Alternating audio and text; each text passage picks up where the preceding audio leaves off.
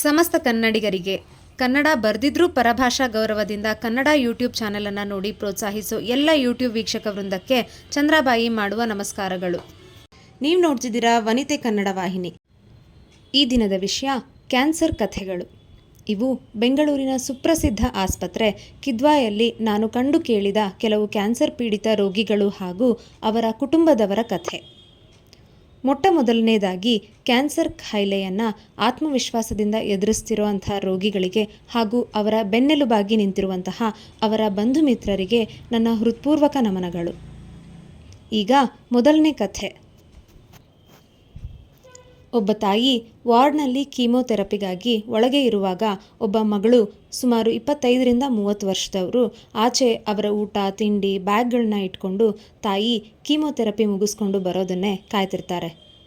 ಆ ತಾಯಿಗೆ ಈ ಮಗಳು ಸೇರಿ 3 ಜನ ಮಕ್ಕಳು. ಈಕೆನೇ ದೊಡ್ಡ ಮಗಳು, ಮದುವೆ ಆಗಿದೆ. ಕೆಲವು ವರ್ಷಗಳ ಹಿಂದೆ ಇವರ ತಾಯಿಗೆ ಕ್ಯಾನ್ಸರ್ ರೋಗ ಬಂದು ಕೈಯಲ್ಲಿದ್ದ ದುಡ್ಡು ಒಡವೆಗಳು ಎಲ್ಲವನ್ನ ಖರ್ಚು ಮಾಡಿ ಹೇಗೋ ಒಂದು ಮಟ್ಟಕ್ಕೆ ಹುಷಾರಾಗಿದ್ದರು. ಕೆಲವು ವರ್ಷಗಳ ನಂತರ ಮತ್ತೆ ಈ ಕ್ಯಾನ್ಸರ್ ಸೋಂಕು ಕಾಣಿಸ್ಕೊಳ್ತು. ಹೀಗೆ ಯಾರೋ ಹೇಳಿದ್ರು ಅಂತ BPL ಕಾರ್ಡ್ ಇದ್ದವರಿಗೆ ಕಿದ್ವಾಯಿ ಆಸ್ಪತ್ರೆಯಲ್ಲಿ ಫ್ರೀ ಟ್ರೀಟ್ಮೆಂಟು ಹಾಗೂ BPL ಕಾರ್ಡ್ ಇಲ್ಲ ಅಂದರೂ ಕೂಡ ಒಂದು ಮಧ್ಯಮ ವರ್ಗದವರು ಖರ್ಚು ತೂಗಿಸಬಹುದಾದಂತಹ ಖರ್ಚು ಅಂತ ಹೇಳಿದ್ದಕ್ಕೆ ಇಲ್ಲಿ ಟ್ರೀಟ್ಮೆಂಟ್ಗೆ ಬಂದಿದ್ದರು.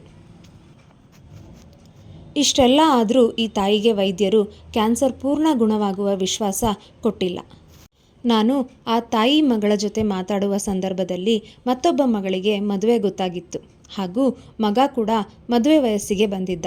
ಆ ಉಳಿದ 2 ಮಕ್ಕಳ ಮದುವೆ ಆಗೋವರೆಗೂ ಬದುಕಬೇಕು ಅನ್ನೋ ಆಸೆಯಿಂದ ಆ ತಾಯಿ ಟ್ರೀಟ್ಮೆಂಟ್ ತಗೊಳ್ತಿದ್ರು.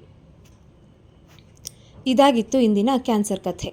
ಆ ಕುಟುಂಬದವರು ಎಲ್ಲಿದ್ದರೂ ಆರೋಗ್ಯವಾಗಿ ಸುಖ ಸಮೃದ್ಧಿಯಿಂದ ಬದುಕಲಿ ಅಂತಂದ್ಬಿಟ್ಟು ಆಶಿಸೋಣ. ಕ್ಯಾನ್ಸರ್ ರೋಗ ತಡೆಯುವ ಒಂದು ಸಣ್ಣ ಮನೆ ಮದ್ದು.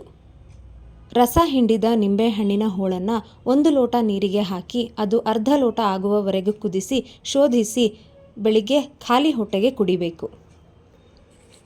ಇದರಿಂದ ಅಡ್ಡ ಪರಿಣಾಮ ಏನೂ ಇಲ್ಲ. ಆದರೆ ನಿಮ್ಮ ದೇಹದ ಆರೋಗ್ಯಕ್ಕೆ ತಕ್ಕಂತೆ ಇದನ್ನು ಸೇವಿಸಿ. ಇದನ್ನು ಸೇವಿಸಿದ ನಂತರ ಒಂದು 20 ನಿಮಿಷದ ನಂತರ ನೀವು ಬೇರೆ ಏನಾದರೂ ಆಹಾರನ ಸೇವಿಸಬಹುದು. ಧನ್ಯವಾದಗಳು. ರಾಧೆ ಕೃಷ್ಣ.